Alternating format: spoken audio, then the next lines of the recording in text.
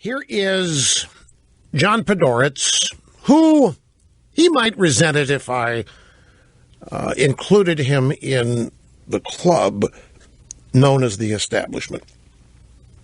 I don't know if he would or not. Would you say, well, you would have, I don't know. It's a toss-up, but nevertheless, he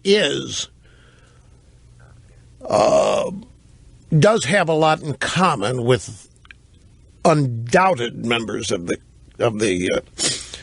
establishment who are trying to figure out what happened. I mean, if he's not establishment, he certainly is on the same page with them where Trump is concerned. So he's the editor of commentary, has a column at the New York Post. His father is Norman Podhoretz. He's got great. What's the word I'm looking for? Pedigree. Exactly right. So here's a long piece. I'm just going to summarize this in two of his paragraphs. So, he says, what I'm suggesting is, now I need to set this up. His theory is all rooted on the 2008 Great Recession, and that when it happened, who got bailed out? A lot of people got hurt. The mortgage business, the subprime, who got hurt there? Individual Americans, mortgage holders. But who got bailed out? The banks. People already rich. People already with second homes in the Hamptons. People already have everything they want in life. They got bailed out. That's when Santelli came along and started talking about Tea Party and this and that. After 2008. So in his piece, Podhoretz says, imagine that had happened in 2006, not 2008. Imagine it did not happen. That whole collapse did not happen in 2008. It happened in 2006. There wasn't a presidential race going on.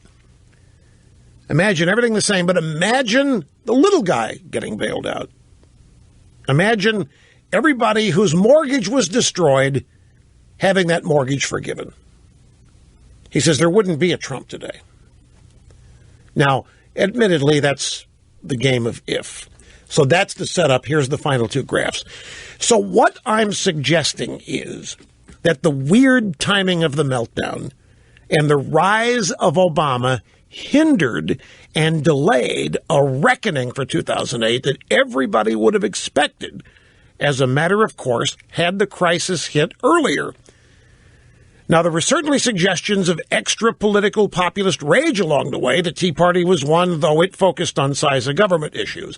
Occupy Wall Street was another, though its anti-banker message was swamped by every far-left bugaboo on earth. Occupy Wall Street was a phony created thing anyway in response to Tea Party. But the signs were easy to misread, obviously, since almost everyone misread them. And this is why I think, writes Mr. Podhoretz, the meaning of Trump is being misused and misunderstood. He says he wants to make America great again.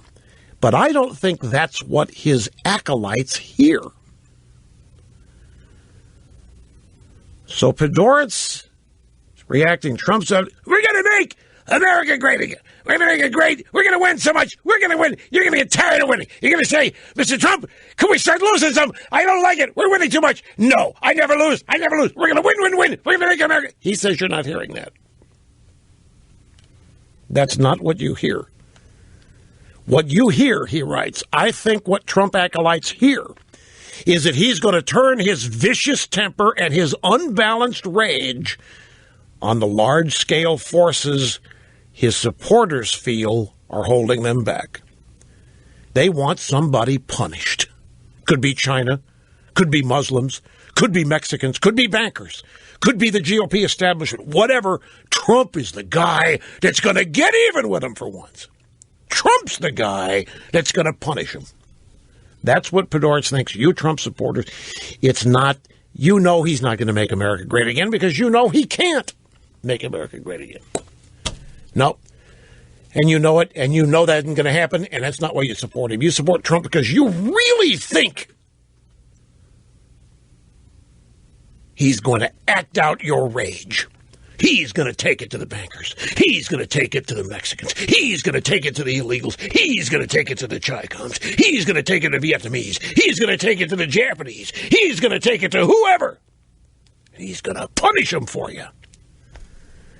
Except Podhoretz writes, only Trump won't be the punisher. The qualities that have given him appeal to part of the GOP primary electorate would be destructive with a national electorate 7 times the size. If he's the GOP nominee, the gender gap, 12% for Romney in 2012, will open into a gender Grand Canyon. So he thinks you're not hearing Trump's going to make America great again. He thinks you hear Trump as a guy who's going to get even with everybody who screwed you. And nothing's going to change for you except those people are going to get theirs. And that's why you like Trump. And that's why you put up with whatever Trump's saying. Is that right? Is that who you are? I don't think that's it myself. But we have to take another obscene profit break. Don't go away. Podhoretz's theory, get even with themism, to me, that describes Obama. I guess what the entire Obama administration has been. But he wants to get even with the founders and everybody who believes in them. Open line Friday tomorrow. It is, right? Yeah, we'll go see you then.